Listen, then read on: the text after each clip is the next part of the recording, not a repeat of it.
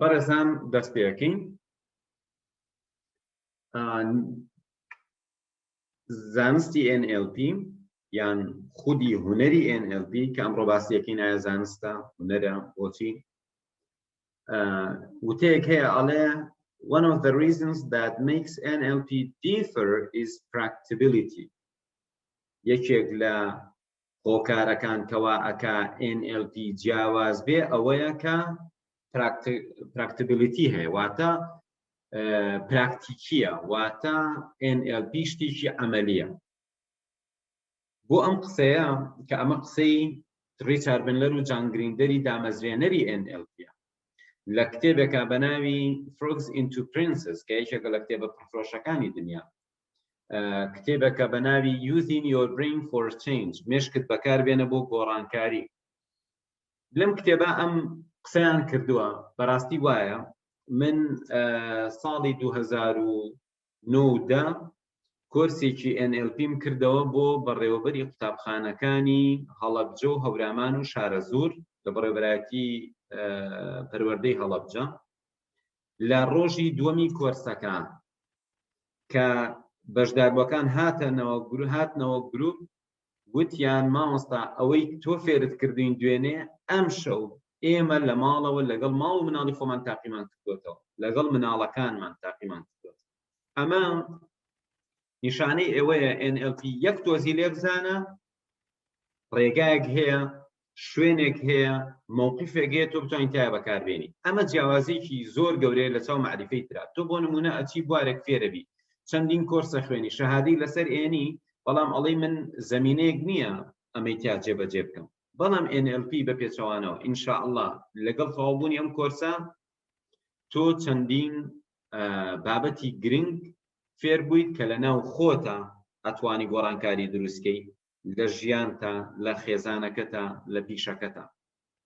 جا ئەڵێ چی؟ So it was an opportunity for NLP experts. لەبەر ئەوە هەلێک بووە کە شارەزایانی NLP جێبەجێکار بن، پراکتیشنەر بن، پراکتیشنەری NLP، ڕاهێنەرەکانی NLP پێیانەوترێت NLP practitioner.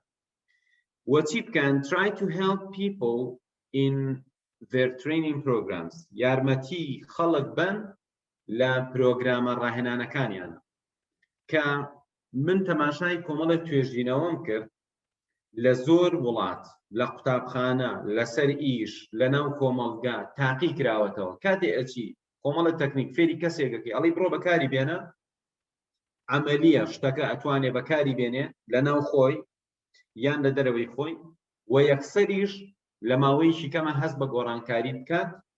ئەمە خاڵێکی زۆر گرنگە کەواتە NLP ئەمە لێرەوە دەست پێکەی. NLP کرداریە.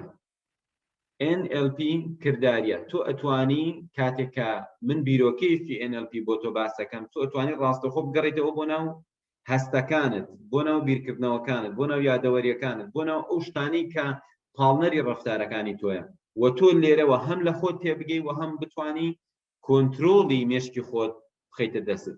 بەڕێزان ئەم ریچارد بندلەرەی کە لێرە ناوی هاتووە، ریچارد بندلەر، زنجیرە کۆرسێکی هەبوو، زنجیرە سیمینارێکی هەبوو بە ناوی مایند ئینجینیەرینگ، واتە هەندەسەی مێشک، هەندەسەی دەرونی، واتە ئەندازەی دەرونی، ئەندازەی زیهنی. بۆ چونکە تۆ چۆن بەرنامەیەکی فۆتۆشۆپ لە بەردەسابێ و زۆر شارەزابی، ئەتوانی وێنەیەک دەستکاریکەی، چووکیکەی، گەورەیکەی، ڕەنگی بکەی. بەو شێوازە تۆ ئەگەر NLP شارەزابی ئەتوانی ناومێشکی خۆت ڕێک خەیتەوە جارێکی. بۆیە NLP یەکێکە لە بەقیمەتترین معریفەکانی دنیا و یەکێکە لە گرنگترین دەورات و کۆرس و خوێندنەکانی دنیا. ئەگەر بڕۆی سێرچکەی ئەبینی کە NLP لە بەقیمەتترین معریفەکانی دنیا. شەویستان، NLP چییە؟ جۆزیف ئۆکۆنۆر و جۆن سیمۆر ساڵی 93 لە کتێبەکەیانە کە کۆمەڵە زنجیرە کتێبێکیان هەیە و نووسەری زۆر لێ هاتوون، واتە کەم نووسەر هەیە هێندەی جۆزیف ئۆکۆنۆر و جۆن سیمۆر کتێبەکانیان وازح بێ لە بواری NLP. ئەڵێن NLP هونەر و زانستی کەسێتی باڵا و تایبەتمەندە. واتە تۆ ئەڵێ کەسی سەرکەوتوو. هونەر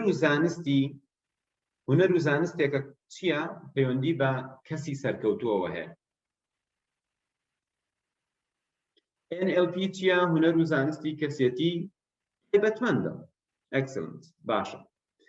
پرسیێم هونەرە زانستە، باشە بۆچی هونەرە؟ NLP بۆ هونەرە؟ ئەڵێ چونکە هەموو کەسێک کەسایەتی و شێوازی تایبەتی خۆی دێنێ کەچی دەکا. واتە تۆ ئەم کەسایەتی و ستایڵەی تۆیە چی ئەەکەی تایبەتمەندی خۆتە. ئەمە شتێک نییە تەنها بە وشە دەرببڕێ. واتە تەنها بە نووسینی ئەکادیمی ئێمە ناتوانین زیهنیەتی مێشکی خەڵک بڵین لە کاتێکا وەکو هونەری لێ کردووە. بۆ نمونە تۆ کەسێک تابلۆی کێشێت، تۆ ناتوانی بە قسە تابلۆکەی ئەومان لە مێشکا بۆ دروستکەیتەوە، وانە؟ ئەمە هونەرێکە، ئەبێ بچیت تەماشای تابلۆکەی بکەیت. مرۆڤی سەرکەوتوو کەسایەتی تایبەتمەندیش ئەم ڕەفتار و ئیحساس و شتانەی کاتێک کە تۆ یارمەتی پەرەی پێبا باشی بکە، ئاراستەی بکە، ئیتر ئەمە هونەرە. شتێک نییە تۆ تەنها بتوانی بە کتێب بینووسی یان لە تەکنیکێکا جێیکەیتەوە. هاوکات بەڕێزان زانستە. بۆچی؟ چونکە ڕێگایە، مێتۆدۆلۆجیە، مێتۆدە، طریقەیە، پرۆسەیەکە بۆ دۆزینەوەی شێوەکانی ڕەفتاری کەسانی دەرکەوتوو. تۆ تەماشای هەر بوارێگەکی، بۆ نمونە ڕۆمان نووسین، ئەڵەی فلان و فلان و فلان ڕۆمان نووسێکی باشن، ئەڵەی شعر، ئەڵەی فلان و فلان شاعری باشن، ئەڵەی یاری فلان شت، ئەڵەی ئەمانە پاڵەوانەکانیەتی، ئەڵەی بواری زانستی و ئەکادیمی، ئەڵەی فلان زانە و فلان زانە، نووسەر فلان کەس، بواری کارگێڕی فلان، بەڕێوەبەر فلان، وانە؟ تۆ لە هەر بوارەکە کۆمەڵە کەسی سەرکەوتوو ئەبینیت. NLP زانستە. بۆ؟ چونکە طریقە و پرۆسەی ڕەفتاری ئەم کەسانە دیراسە ئەکات. واتە لێکۆڵینەوە ئەکا لەسەر ئەوەی کە ئەمانە چۆن ئەنجامێک بەدەست ئێنن. مامۆستا هەیە زۆر کاریگەر دەرسەڵێتەوە. NLP ئەو زانستەیە ئەگەر ئێمە بچین پەرەی پێبین، خەریکی توێژینەوە لێکۆڵینەوە بین، بە NLP ئەتوانین بڕۆین ئەوە بدۆزینەوە ئەم مامۆستایە بۆ سەرکەوتووە. خەسڵەتەکانی چین؟ شێوازە ڕەفتاریەکانی چین؟ زیهنیەتی، استراتیژی مێشکی ئەم کەسە چییە؟ چۆن ئەگزەرێت؟ کەواتە هونەرەکە جێبەجێکردنەکەیە کە ئەتوانی NLP جێبەجێکەیت و هونەرمەندی بەڕاستی تایە و ئەشتوانی ئەهلی عیلم بیتایە. بڕۆی شت کەشف بکەیت، بڕۆی ئەو زانستە کە هەیە تەطبیقی بکەین بۆ ئەوەی کە معلوماتی ترت دەستکرد. ئێستا بۆ نمونە لە کوردستانە تۆ ییت ئەڵەی کۆمەڵی خاوەنکار زۆر سەرکەوتوو.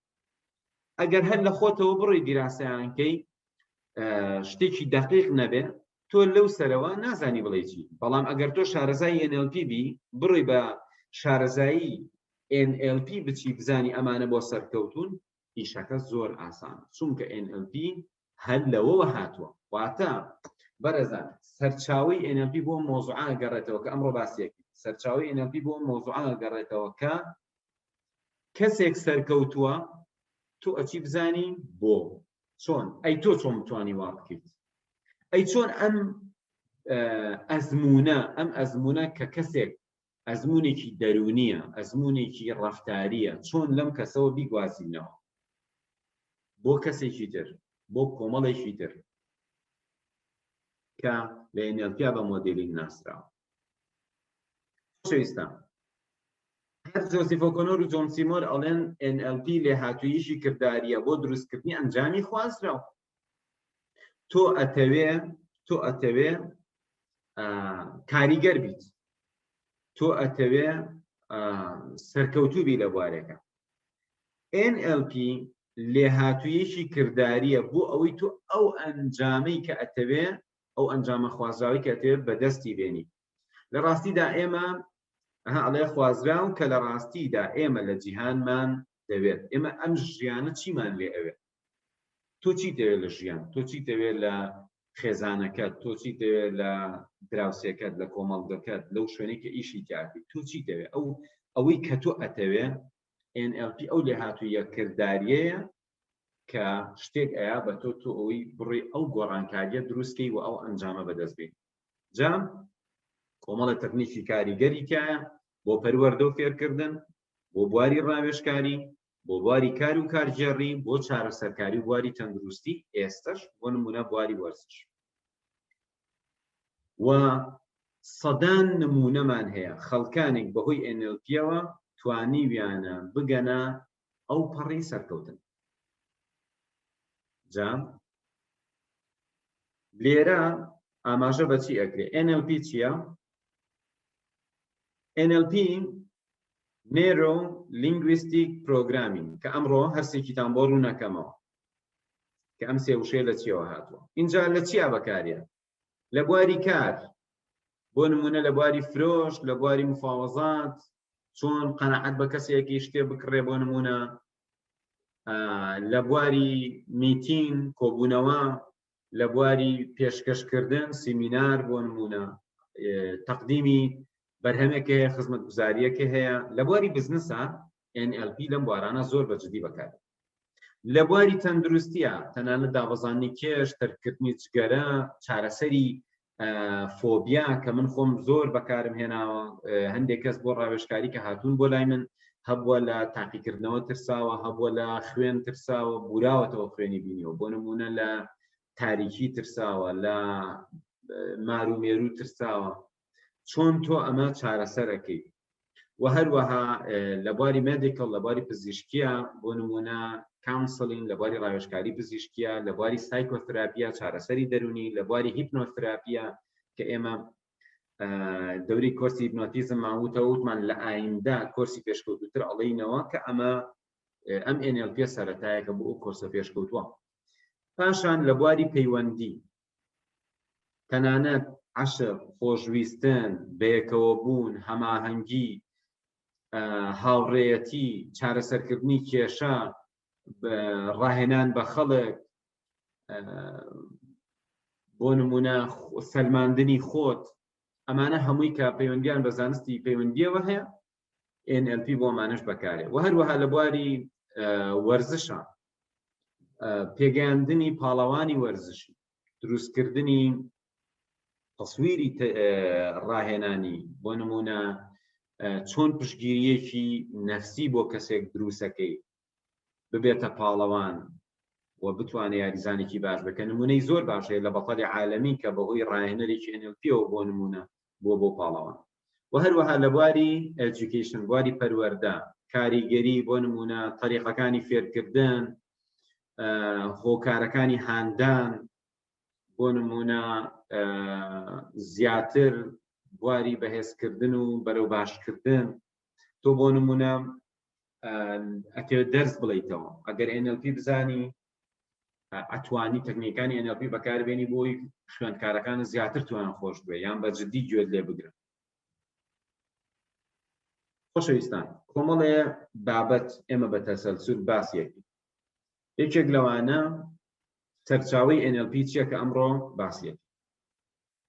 پاشان ژینگەی ناوەکی چییە؟ پێوترێ internal ecology.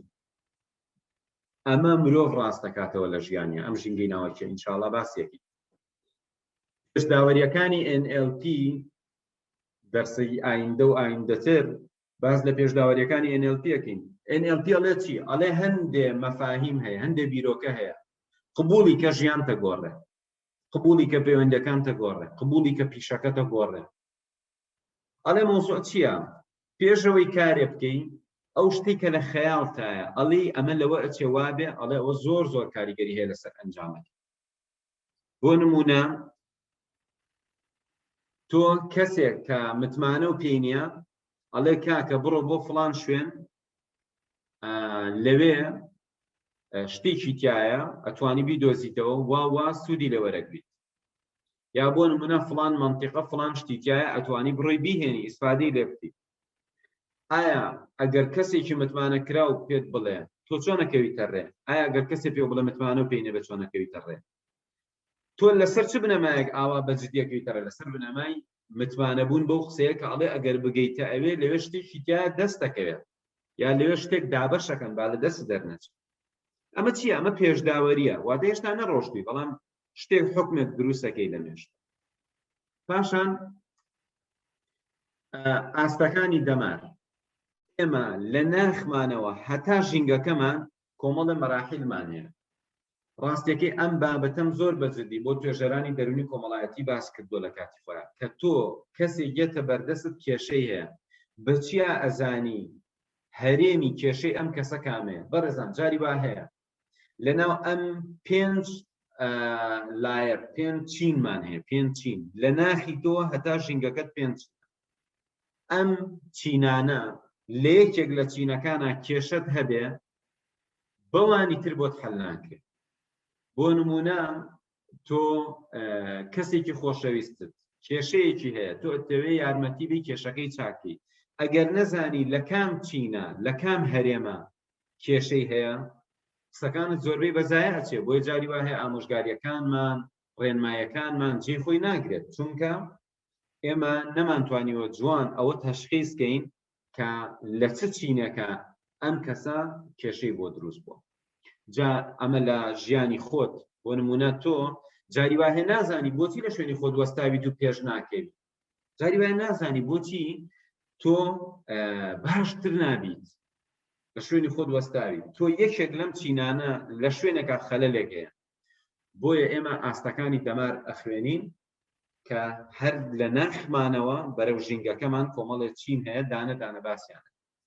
پاشان بەڕێزان سەرەداوەکان زۆربەی خەڵکی جیهان لێرەوە NLP ناسی. ئەڵێ تۆ سەیری کەسێکەکەی ئەتوانی ئەوە بخوێنیتەوە کە چی لە مێشکیا ئەگوزارێت. لە NLP ئەمەمان هەیە چۆن دقیق علمیان ئەمە بزانین، چۆن بزانین جۆری کەسایەتێکی چییە، ئێمە چۆن ڕەفتاری لەگەڵکەین. هەنێشت هەیە بە هەڵە لی تێنەگەین. بۆ نمونە کەسێکە قسەت لەگەڵ ئاکا سەردا ئاخات تۆ لۆچی وا بزانی شەرمنە بەس مەرجێ شەرمن بێت. لە سەرەداوەکانە ئێمە سەرەداوەکان کەشفەکەین.